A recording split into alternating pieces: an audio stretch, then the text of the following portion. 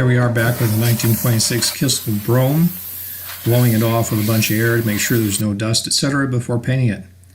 Mixing up epoxy primer. You'll notice that dirty can to the side. I keep a actual stainless steel ladle in there that I use for mixing up the paint. It allows me to measure everything perfectly, easy to clean off. And also clean the gun occasionally using that can. So it's just thinner, mostly lacquer thinner, and a bunch of leftover paint as you dip the ladle in. Here you see me spraying the actual epoxy primer all over the frame. This took hours to do. It isn't just a few minute job. And you notice I'm doing it in the sun. 90 plus degrees, probably 94 degrees the day I was doing it in Arizona. So I'm having to use a lot of xylene in my paint mixture. Xylene evaporates very slowly. I'm also using a slow activator on the epoxy primer, but mostly the xylene is slowing it down. If I didn't have it in there, with as hot as it is, the frame being hot, effectively the paint would harden instantly on touch to the frame, and the problem with that is it probably wouldn't adhere well. The xylene allows me to actually spray it on the frame and have it harden on the frame after it arrives, because as I said, xylene evaporates very slowly. So most of the thinner in use or reducer is in fact xylene in this case. The actual epoxy primer is a Limco product, and it takes quite a while to go through, as I said, to do the entire frame, but with it on the max jacks, I was able to move it up and down, and as you may notice throughout various shots, I've got plastic over the max jacks. That's just 3mm throwaway plastic that I can get rid of. You'll also notice that I'm definitely wearing a respirator, even in 90, 94 degrees, and I think it was really 94. You need the respirator because you can't breathe that stuff in all day. It wouldn't be good for you. Almost no wind all day. Worked out really nicely that way. Didn't have to contend with it, just a slight little breeze, which is about perfect for painting. And as you notice, this is, of course, done outdoors for the actual priming, and you'll see the finish coating onto the frame outdoors. The fact is the weather was about perfect for it, and realistically, I don't have the max jacks indoors, so it's going to be an outdoor job. And you see I move around, change the height of the frame. Here I'm sitting on the shortest stool I could get. That allows me to roll around and actually paint all the various surfaces. There are so many intricacies on the frame, and a large portion of this you couldn't take apart. You could have taken off the springs and the front rear axle, but beyond that, the rest of it's stuck there, so you have to paint it as a whole entity. So I decided the best results would be obtained by doing everything. Now here you can see part way through I'm putting the Brewster green on the frame. You also see it's in shade by this time when Trish is shooting it. I've already been working on it for quite a while. As it switches to shade, I'm having to change the mixture of the reducer that I'm using. So I'm gradually using less xylene, and believe it or not, putting some lacquer thinner in to balance things out regarding the temperature. Now you might have noticed in the last shot there were rubber pieces in place. Rubber pieces do not matter at this point. They will in fact be replaced with brand new rubber pieces. It was easier to leave them in place and not have to worry about masking them and use them as the masking for where the new rubber pieces go. All throughout this, it kind of looks like when I'm spraying the Brewster green that we go from the primer to instantly being Brewster green and looking just fantastic. That's actually somewhat of a misnomer. The camera's not picking up the fact that even though it looks finished, it's not. It takes about 3 coats of Brewster green to come back and completely get the rich green color that you're supposed to have. Now, as I've noticed in previous videos, the Brewster green is in fact the color that was used on the chassis as well as the body of this car. Very much a custom color combination. It was not a combination offered on the car. Normally it would have the running gear in black, but this car was ordered with, delivered with, and quite obviously done originally in these colors. As I've said in other videos, it's a little hard to believe somebody ever took this car apart and did all the backsides of everything in the Brewster green, so we're of the conviction that in fact it was painted this way. So we're going back and doing it. So as you may note, again, it takes 3 coats, so no matter what you're seeing, there will be 3 coats done on this by the time I'm done at the end of the day.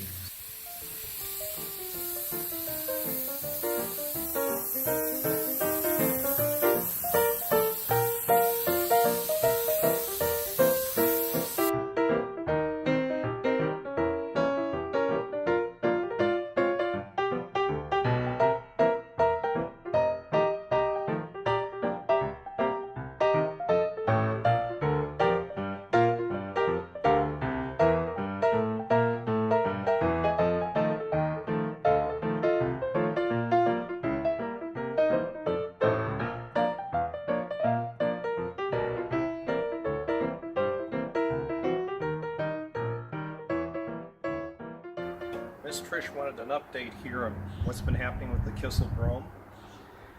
In the early part of the video, you got to see the chassis being painted. And she tells me it took, what, 4 or 5 minutes for you to see all that? That took all day. All day. I started really early in the morning, finished literally when the sun's going down after 7 o'clock at night. Very, very long job. So what you see here, obviously, is the painted chassis with a lot of things put on the car now. For example, we've got the front fender brackets located on the car, and they're two-way adjustable, so when we get to actually putting the fenders on, we'll adjust things around so everything fits and looks beautiful, but they're at least finished and mounted on the vehicle. Down here in the front, we've also put in the radiator support. Now, one of the things you'll notice is that I didn't take out every pit in certain places, because these things can't be seen in the end. There's absolutely no reason to do something that no way can you see when it's fully assembled. It would be like doing the entire inside of an engine, and what would you do that for?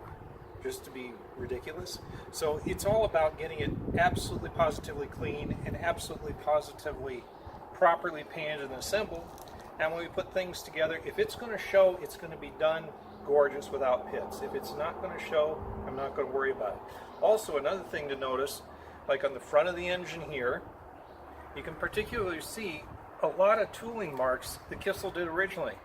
This thing was never smooth, and many people over-restore things. No, the car's not going to be over-restored. I'm not going to make the engine block look perfect wherever they sanded over it. That's the way it was, and so it's being put back that way. So the rough castings stay rough, just like they were. On the side of the engine here, we've got a number of assemblies done. Particularly, we have made a new rod for this position, and this rod's not completed. It's on here as a rough idea of what it's going to be, but until I get all the linkages up, I may have to change this rod a little bit. This is actually the throttle control rod that we've got here, and the original one was broken, so we've been redoing that. On the opposite side, when Trish comes around, we'll show you where we are with that. We have the engine mount. Front one is on here. The grade 8 bolts are temporary. That's not the way it will look in the end. It's not the way it should be. Not that you don't want grade 8 bolts here, but no, that is not the way Kissel did it. They actually did it like it is on the back of the engine, where there's a castle nut and a cotter pin. It's done in this manner. You'll notice at both points, brand new rubber is in the car. We also have down underneath, if Trish can get that, under the frame here, right there, we have brand new rubber bumpers put on. They're exact replications of the originals. Came from Steel Rubber Products. That's who happens to make them. And they make that part for a number of years for Kissels. And we've got those on. We've also got the rubber bumpers when we get to the back of the car on, also by Steel Rubber Products. Timing cover has been installed. Pulley for the fan has been installed. And we have a great number of parts that we have sitting around that I've already pre-done. For example, doing the pulley, this was done months ago. It's just been put on. We have our drive into our water pump, which you may or may not have noticed before. Going along the chassis as Trish comes along here, you'll see we have the transmission in. Now, of course, we have the shift tower off right now. We've got the transmission empty, but it's in neutral, and we have the drive shaft back assembled on the car now. Also, you'll see that we have the brake lines that Kissel had in here, except, as I noted in an earlier video, this is a kludge. This is not going to stay. It's put back in the car right now, but when we put in the real Kissel master cylinder, this will be changed, because nobody in their right mind solders brake lines together. That's crazy. It's asking for somebody to literally be killed. Terrible idea. But all the brake lines are in here, other than the fact we have to rework that area for the master cylinder. All the brackets are on this frame, and even though some things aren't fastened up, they're in place to accept things such as the exhaust line, which will run this side. That's where your exhaust will run. The exhaust brackets are already in the car. We've also got all the brake items, other than the brake lines. All the rest of the brake items are off for the moment. They've been started being worked on. They're not on the car. All throughout the car, you'll see fittings. Here's an Alamite fitting. Every single one of the Alamite fittings that should be on the car, and the type and the orientation, they're all back. Also all the small brackets, such as this one right here, they're mounted in the car. They'll eventually be holding the wiring and also the fuel line and the fuel gauge system. And those are all sitting on the car frame at this point. So a tremendous amount of work has been done. There's a lot more to do. But what you're seeing here is in large part the way Kissel would have done it. If there's a hole in the frame, for example, that's original. For whatever reason, they must have missed a spot, so they moved it over. They left it that way. That's the way it is on the frame, on the car now. The top of this frame, front to back, the whole thing is covered, so none of that shows in the end. Right now it shows, but it'll eventually all have body webbing on it, and it'll have the body or other metal parts above it, so you will not be able to see most of that. Currently working on something we'll show you in the garage here, which is the oil pan. So we'll let Miss Trish stop this section. We'll move over to the oil pan. So here we are in the garage with the Kissel oil pan.